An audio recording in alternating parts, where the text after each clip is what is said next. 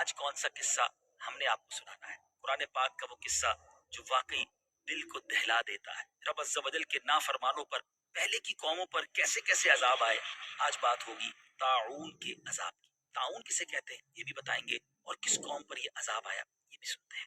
یاد رہے کہ جب میدان طے میں بنی اسرائیل نے یہ خواہش ظاہر کی کہ ہم زمین سے اگنے والے غلے اور ترکاریاں کھائیں گے، تو ان لوگوں کو حضرت موسیٰ علیہ السلام نے سمجھایا کہ تم لوگ من و سلوہ کے نفیس کھانے کو چھوڑ کر گیہوں اور دال اور ترکاریوں جیسی خسیس اور عام سی غذائیں کھانے کی طلب کر رہے ہو۔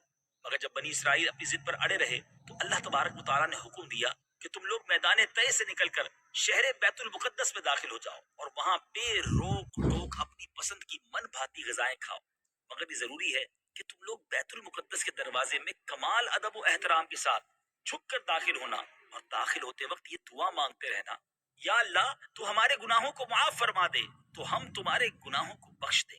مگر بنی اسرائیل جو ہمیشہ سے سرکش اور شرارتوں کے عادی اور خدا کی نافرمانیوں کے خوگر تھے، بیت المقدس کے قریب پہنچ کر ایک دم ان لوگوں میں شرارت بھڑک اٹھی، اور انہوں نے کیا کیا کہ نافرمان لوگ بجائے جھک کے داخل ہونے کے اپنے سرینوں پر گھسٹتے ہوئے دروازے میں داخل ہوئے، اور حتتن معافی کی دعا کے بدلے حبتن فی شعرتن، ایک دانہ ہے ایک بال میں، یعنی کہتے ہوئے مذاق کرتے ہوئے تمسخر کرتے ہوئے بیت المقدس کے دروازے میں گھسٹتے چلے گئے۔ ایک طرف توبہ کی بات ان سے کی گئی تھی، دوسری طرف وہ مذاق اڑاتے ہوئے، یعنی اللہ کی بارگاہ میں بھی ان کی بے باکی کیسی تھی، نڈرپن کیسا تھا کہ انہوں نے یہ بے باکی کی۔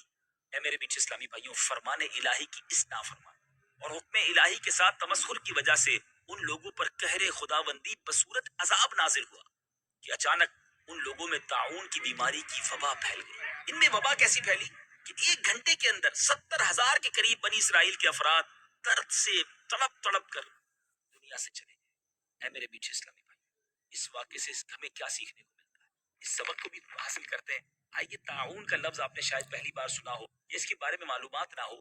یہ ایک مہلک وبائی بیماری ہے جس کو ڈاکٹر پلیگ کہتے ہیں، اور اس بیماری میں گردن اور بغلوں میں اور کئی جگہوں پر جسم میں گٹھلیاں سی بن جاتی ہیں، اور اس میں بے پناہ درد ہوتا ہے، ناقابل برداشت سوزش ہوتی ہے، اور شدید بخار چڑھ جاتا ہے، آنکھیں سرخ ہو جاتی ہیں اور دردناک جلن سے شعلے کی طرح جلنے لگتی ہیں، اور مریض شدت درد اور شدید بے چینی سے بے قراری میں تڑپ تڑپ کر بہت جلد مر جاتا ہے۔ جس بستی میں وبا پھیل جاتی ہے اس بستی کی اکثر آبادی موت کے گھاٹ اتر جاتی ہے، اور ہر طرف ویرانی، خوف و ہراس کا جو سمجھیے دور دورہ پھیل جاتا ہے۔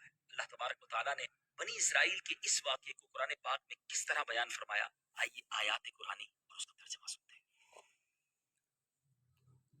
وَإِذْ قُلْنَا ادْخُلُوا هَٰذِهِ الْقَرْيَةَ فَكُلُوا مِنْهَا حَيْثُ شِئْتُمْ رَغَدًا وَادْخُلُوا الْبَابَ سُجَّدًا وَقُولُوا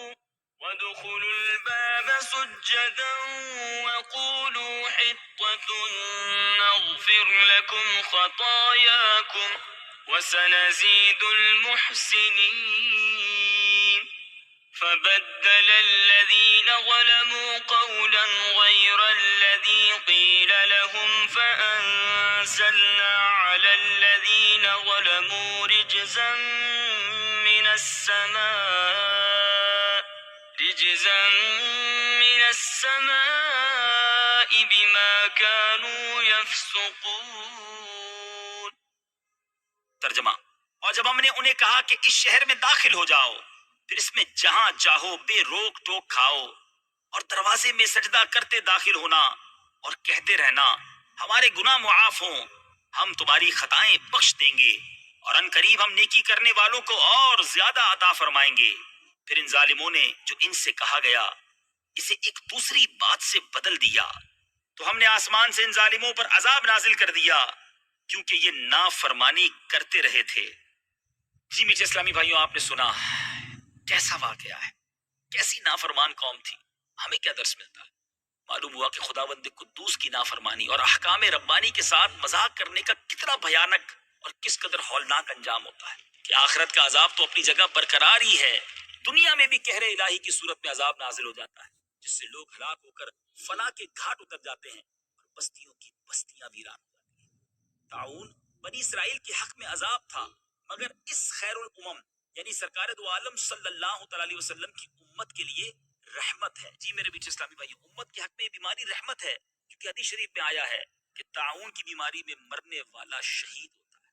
ایک اور مسئلہ سمجھ لیجئے کہ جس بستی میں طاعون کی وبا پھیلی ہو وہاں نہیں جانا چاہیے، اور اگر اپنی بستی میں وبا آ جائے تو بستی چھوڑ کر دوسری جگہ بھاگنا نہیں چاہیے، بلکہ طاعون کی وبا میں اپنی بستی ہی کے اندر خدا پر توکل کر کے صبر کے ساتھ رہنا چاہیے. اگر اس بیماری میں مر گیا تو شہید ہوگا، اور طاعون کے ڈر سے بستی چھوڑ کر بھاگنے والا اتنا بڑا گناہ ہوتا ہے جتنا کہ جہاد کے دن میدان چھوڑ کر بھاگنے والوں پر گناہ ہوتا ہے. اس لیے ہرگز ہرگز بھاگنا نہیں چاہیے، بلکہ اس بیماری میں صبر کے ساتھ اپنی ہی بستی میں مقیم رہنا چاہیے، جس پر اللہ عز و جل نے اجر و ثواب کا وعدہ فرمایا ہے. سلسلہ تو اب اختتام کے قریب ہے، مگر بات یہ کرنی ہے کہ آج بھی تو لوگ اسلام کے احکام کا مذاق اڑاتے ہیں، اللہ کے فرامین کا مذاق اڑاتے ہیں. عمل نہ کرنا اور ہے، گناہ ہے، لیکن کسی دینی معاملے کا مذاق تو نہیں اڑانا چاہیے. اللہ اور اس کے رسول کی فرامین پہنچ جائیں تو اس میں چوں چرا نہیں کرنا چاہیے. ہماری عقلیں کتنی ہیں، ہمارے پاس ہماری اوقات کیا ہے، ہم بندے ہیں، بندے کا کام ماننا ہوتا ہے. لیکن آج چھوٹی چھوٹی باتوں پر بحث کی جاتی ہے، آرگیومنٹ کیے جاتے ہیں. نہیں میرے بیٹے اسلامی بھائی، قرآن و حدیث کے ذریعے ہم تو کوئی بات پہنچ گئی، بے شک بعض اوقات ہماری عقل میں نہ آئے، اس کو یہی سمجھے بندہ کہ میری عقل ہی چھوٹی ہے. دیکھیں نا، میٹرک کی کتابوں کے بارے میں پہلی جماعت کا بچہ تو نہیں سمجھ پاتا نا. تو ہم اللہ اور اس کے رسول کے احکام، قرآنی احکام جو ہمارے فقہا نے سمجھے، ہم ہر بات سمجھ جائیں یہ ضروری نہیں، پتہ چل جائے عمل کیجیے، اچھی نیتوں کے ساتھ عمل کیجیے. عمل میں کمزوری ہو جائے توبہ کیجیے، مگر کسی قرآنی اور حدیث کے احکام پر اعتراض نہ کیجیے. اللہ تبارک و تعالی